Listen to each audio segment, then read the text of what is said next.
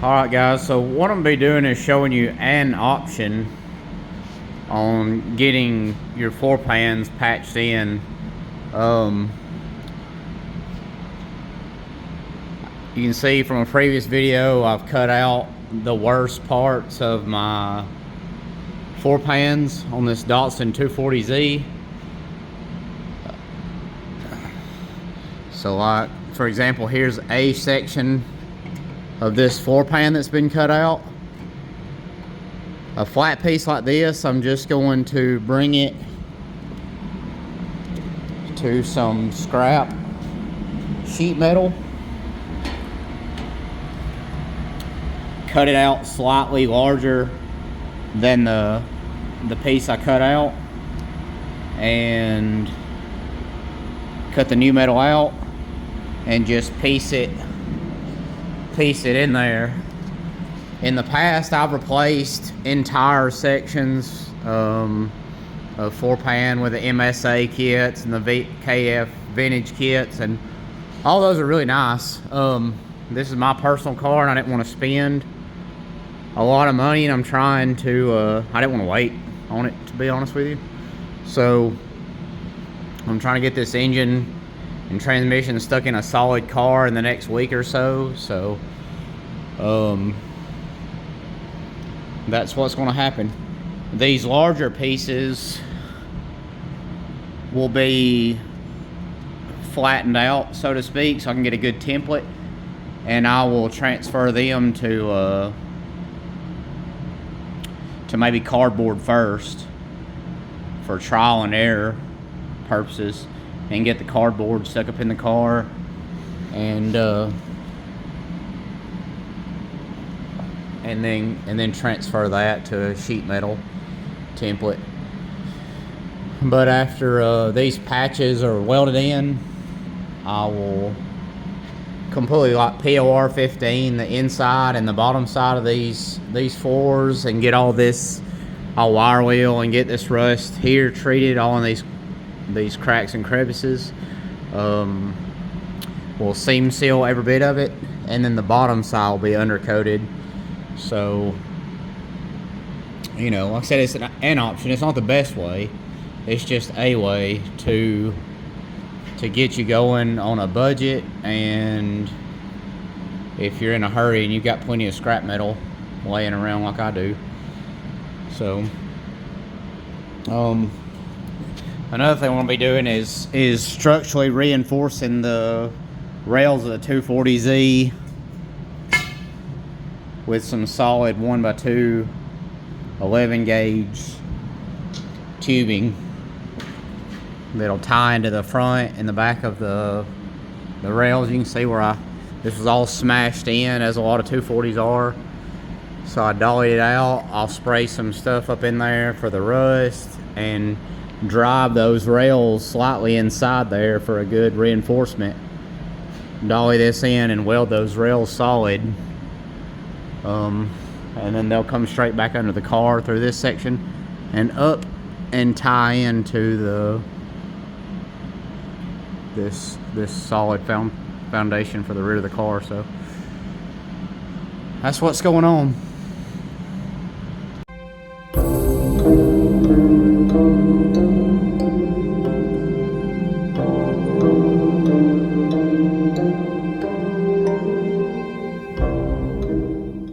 Alright, so a quick talking point.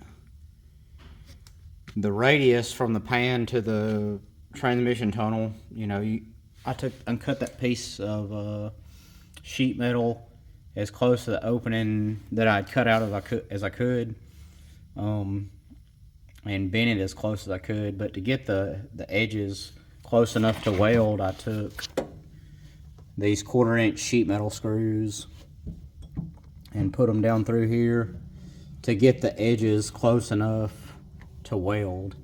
You know, you can put a screw or two to get it close. Use that security to dolly it out, you know, hammer it out, get it closer. It took some stress relief cuts up in that corner to get the radius to flow into that curve. And And now it's close enough to weld. I'm gonna pick the car back up and weld it from the bottom. Still gotta weld up some little small holes like that. This is the only large panel that's left to make. I've got to finish welding this from the bottom. I've got that welded in from the bottom side.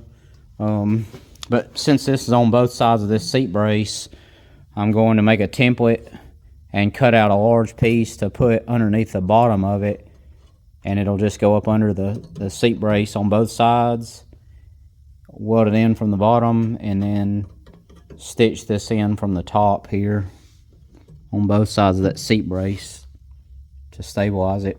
Like I said, all this up here still has to be wire wheeled. I'm gonna paint it with PLR 15 and seam seal all these edges and little nooks and crannies to keep moisture and from getting in the car. So just a reminder, I wouldn't do this to a customer's car. If, to completely restore this car to the right way, all this would need to be cut out and replaced as a whole. But you know, if you're building a, just to reiterate, if you're building like a race car or, you know, something you don't want to spend a lot of money on, don't want to wait on parts and just get it done, this is a way, depending on what you're doing with the car. So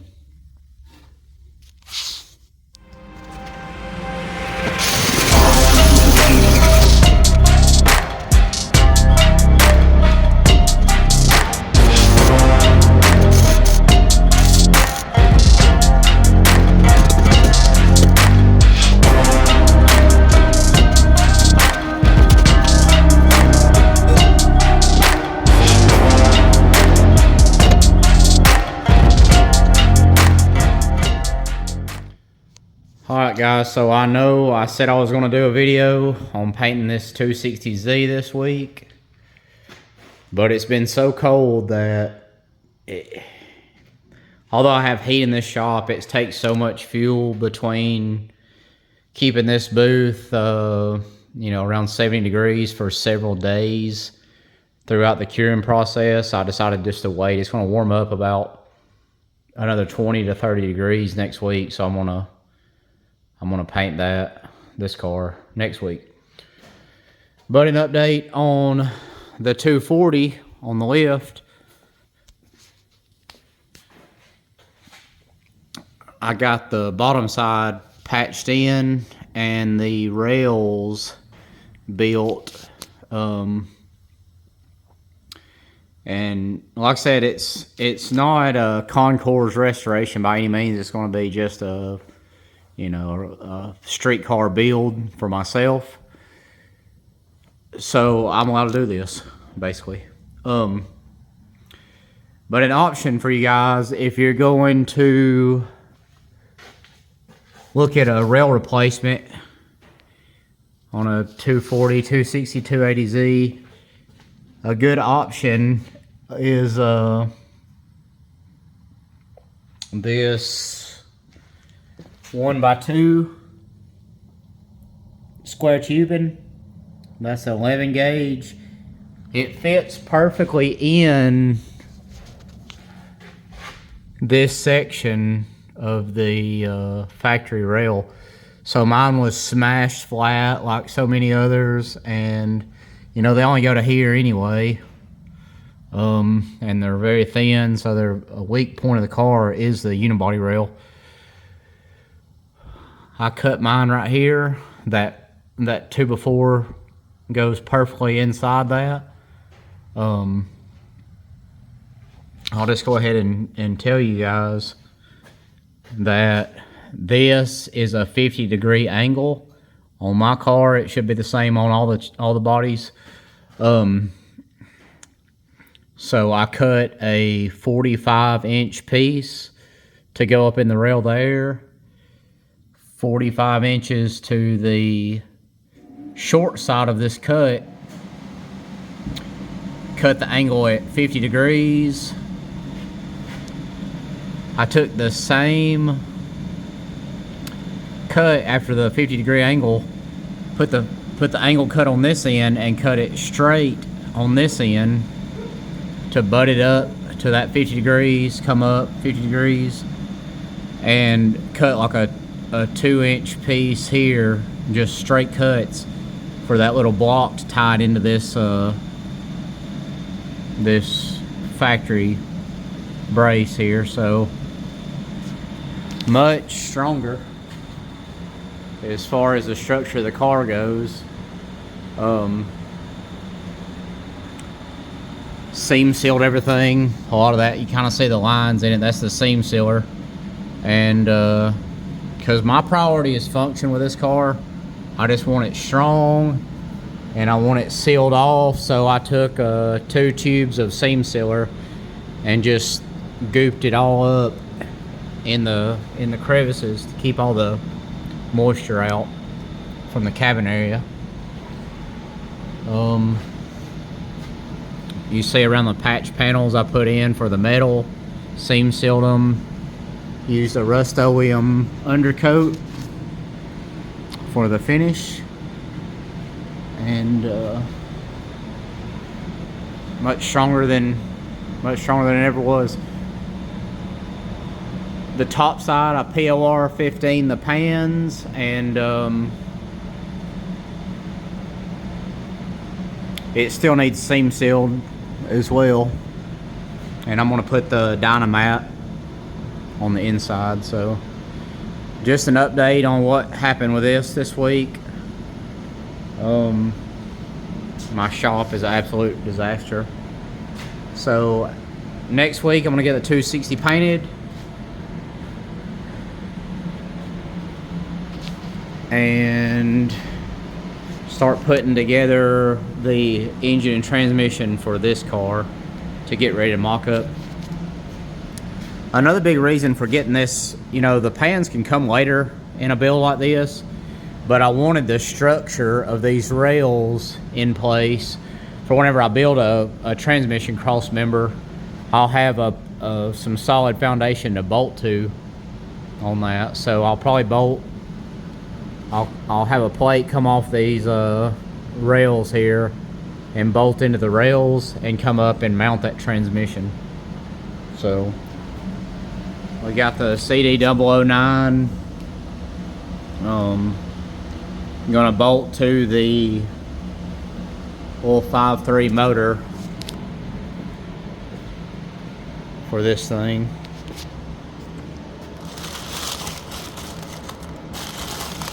So probably not, maybe next week, maybe not. Coming up soon. I will be installing the Siki kit to bolt the 5.3 Chevrolet motor to the CD009, and that's how that's gonna go. So in the future, look for the 4-wheel drive Toyota to be put together here soon. It's getting the 4.7 Tundra engine in that 4-wheel drive Toyota, so that's going to be a cool project. Keeping the straight axle front and rear, getting rid of the automatic transmission that came in the Tundra, and getting the 5-speed that came in it bolted together using a Marlin adapter, or Marlin Crawler's adapter kit. So that's coming up soon, as well as a 65 C10 that'll be painted right after the 260Z. So a lot of projects coming out this year. Stick with me, and I appreciate it.